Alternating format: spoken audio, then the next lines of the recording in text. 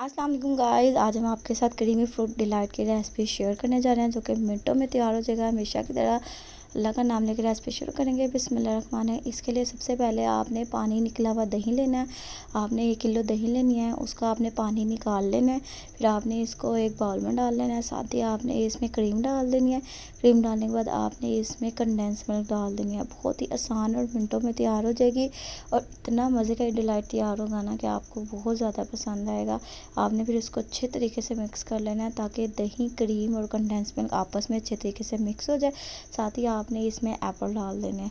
Apple आप और भी फ्रूट्स का इस्तेमाल कर सकते हैं। हमने एप्पल का इसमें ज़्यादातर इस्तेमाल किया क्योंकि हमने एप्पल की तैयार की थी।